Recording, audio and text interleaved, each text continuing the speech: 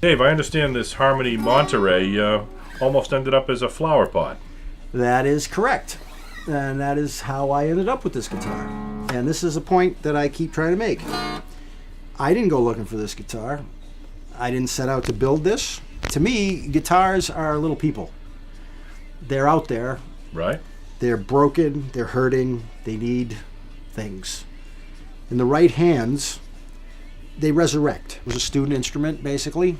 It was an arch top, F-hole, non-electric, floating bridge, trapeze tailpiece, standard open back, 3 on a strip, Tuners, sure. plastic button tuners. These are an Ibanez key that they didn't make anymore. They have the adjustment wheel on the outside. Yes, for the tension, right. I widened the headstock to give it a better look. I just widened it up to give it more of a chunky look. Back then they had no steel reinforced necks. It was just a piece of wood, and the neck was literally this thick. It was like 1.5 inches thick. I'm not kidding. Wow. And it was wide. And I wanted to put a truss rod in it. And Harmony always used these strange woods for fingerboard. The wood they had on there, I don't know what it was. It was some black, chalky stuff that broke up it shattered. So I pulled off the old fingerboard. I cut in, made my own truss rod out of a piece of... I always wanted to just go to the hardware store instead of, buying a packaged truss rod, I didn't want to bother making a new fingerboard because I was just fooling around. Where'd you find this one? This fingerboard is the fingerboard that came off the second Morpal. This is Pearloid. This is vintage 75, 78 Japanese Les Paul copy. I carved the neck down to, there's really, again, here I go, shaving off. And this is the guitar that really proves my point. This had the typical Harmony Monterey sound, which is noted for, they think they're very woody. They sound like a banjo, they don't have much volume, they don't have any bottom end. When I carve a neck down, I do it with the guitar strung. I do it while I'm playing. So as I'm shaving this thing down, I'm starting to notice that there's more bottom end. And all of a sudden, after a while, all that woody sound is gone.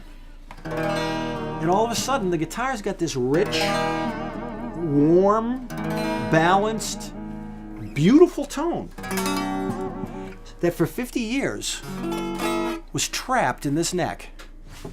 They are solid wood. They're birch, but they're not ply. They're solid wood, back and sides. This one had been punched out for a lefty. These people, strange people who play their guitars upside down. There were 3 holes punched for controls.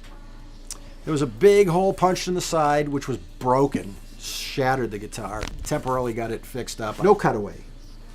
Falling apart, splitting open.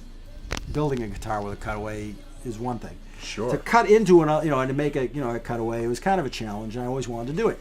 I ended up binding the F-holes, Telecaster style knobs with pearl on the top. It needed a tremolo. I always use a tremolo.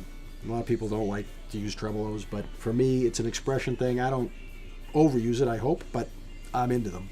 Everybody came in and, what do you do? You can't put that on. That's sacrilege. What are you doing? You can't, like the guitar police were going to show up again. I needed to put humbuckers in. Right. Now, as you can see, there's not a whole lot of height. So they had to be, they couldn't float on the face. They had to go in. I cut open the entire space between the braces. Okay. I married 2 new braces that come to about here, past the bridge, to those original braces. This plate now carries these pickups. It covers, it's a very interesting look. There's these guitars out called Paul Reed Myths. That's my name for them. You probably recognize what I'm talking about. And they have a patented pickup, an electronics package in one of their top line solid body electrics that's supposed to be for, Carlos Santana and rock and roll and all this stuff. Their pickups are reverse polarity, and they're made to work with this switch to give you these particular Paul Reed Myth signature sounds. Okay. I've had a lot of people have those pickups and switches removed and put in standard type humbuckers and 3-way switches. I always thought that those pickups would be great for a jazz body electric. Found a licensed switch on eBay, and I wanted this to look retro. I wanted it to look like an old UHF control on a TV from the 50s. So I made this surround. I cut it out of ebony. So I just put that on and made a thumb wheel. I moved the strap pin off to the side. Instead of doing an end pin jack, which I find are very flimsy and wear out quickly, again, nothing really is as durable and useful as the electro-socket. It's going to be finished in a very natural as I can make. Eventually, there'll be a mock tailpiece of ebony with my Z cut into it. That'll look great. It's going to come down here and complete the look. So you will have this, and I'm going to do an overlay. This will be blonde with a ebony overlay with a Z cut into it up here in relief, so that it'll have this black look coming all the way through. This is Dave's. What started out as Dave's Harmony Monterey. Let's hear what this sounds like. We don't know what we're calling it yet.